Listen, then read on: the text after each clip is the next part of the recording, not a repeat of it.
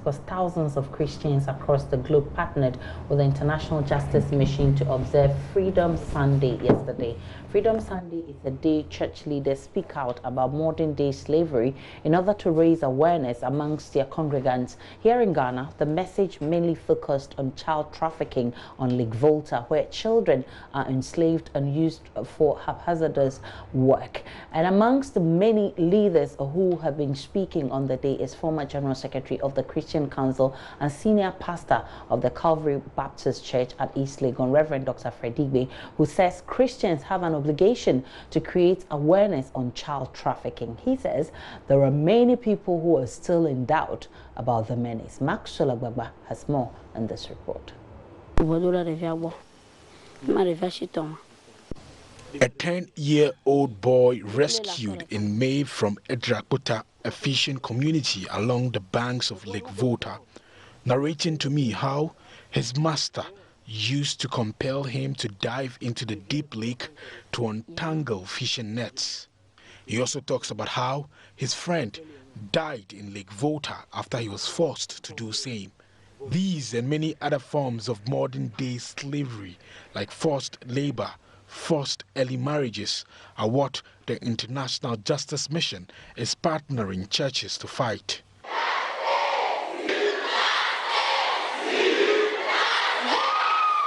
Here at the Achimota School, some of the students held placards during church service to demonstrate their commitment to helping others seek justice.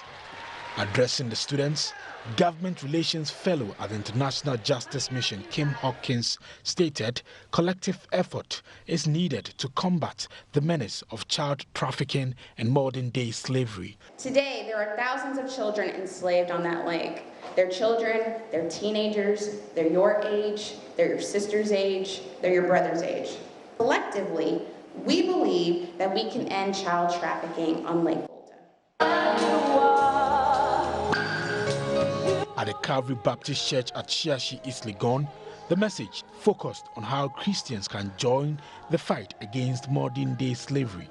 Former General Secretary of the Christian Council and head pastor of the church, Reverend Dr. Freddigbe, stated, there are many who still do not believe the harsh realities of trafficked children being used on Lake Volta. Hence, awareness creation led by the church is important. One of the greatest enemies we have in our society is ignorance and denial. When we started this campaign some years back as Christian Council, just to get people to admit that there is something called child trafficking, that there are people who are selling their children, there are people who are buying children, there are people who are using children as slaves in the Volta Basin. They said it wasn't true.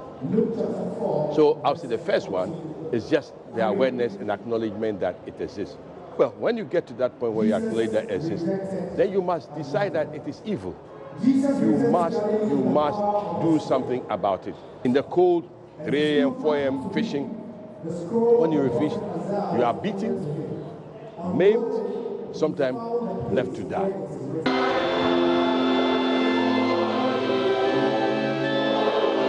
Country Director of the International Justice Mission, Will Lathrop, who worshipped with the Kaneshi Presbyterian Church, says Freedom Sunday is about the church waking up and pursuing justice for victims of modern-day slavery. And make disciples of all nations. We are connected, unified brethren of Christ. And it is our duty to flex our muscle for good. If you're interested, if you feel like God has spoken to you this morning and you want to know, what do I do? What can I do? How you can become a prayer partner and pray for these children, pray for change, become a justice champion.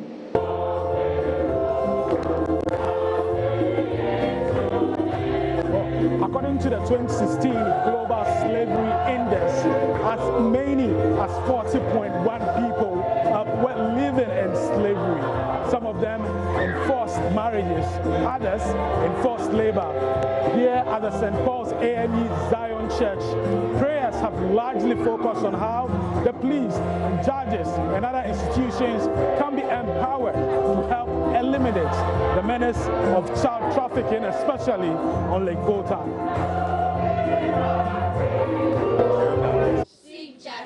These children at the St. Paul's AME Zion Church at Medina were not left out in the commemoration of Freedom Sunday as they admonished Ghanaians and citizens of other countries to seek justice. Head pastor of the church, Reverend David Zumbi, shared with the congregation heartbreaking stories about some of the children engaged in fishing on Lake Volta.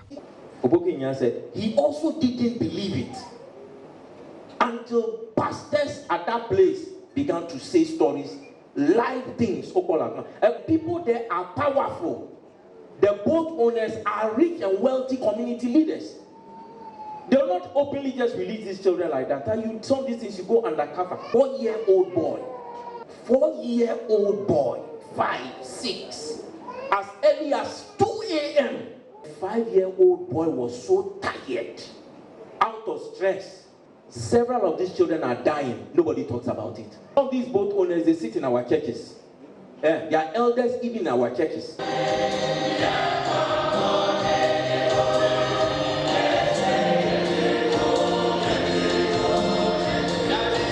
The message was not different at the Emmanuel Presbyterian Church in Dansoman. There, Director of Advocacy at IJM, Leonard Akon, admonished churches not to shield perpetrators of human trafficking. All of us must join this cause and help to end child trafficking on the Volta Lake. And for us, one of the key ways is that all of us must understand that it is not part of our culture for anyone to exploit a child. It's not part of our culture for someone to buy a child worth a child for about 200 cedis. I mean, a fishing net is even much more expensive compared to the amount of money these slave masters use in buying a child. So there's no excuse. It's not part of our culture, and it's not child help. I mean, people are simply buying children and doing this with impunity. And so you must understand that this problem exists. Acknowledging that it exists is a significant effort at addressing it. And all of us must be the hands and the feet of God in rescuing these children and also arresting the perpetrators. Together we can all help end the problem of child trafficking on the Volta Lake. Second Minister of the Church, Reverend Daniel Wilson Akakpo, says poverty is the main cause of child trafficking. Freedom Sunday was commemorated in many churches all over the world. Here in Ghana, the Miracle Mercy International Church, Lashibi EP Church, Greenwich Meridian Presbyterian Church, the Mamprobi Methodist Church, the Ebenezer Society AME Zion Church, and many others observed the day. Maxwell Agbagba, JoyNews.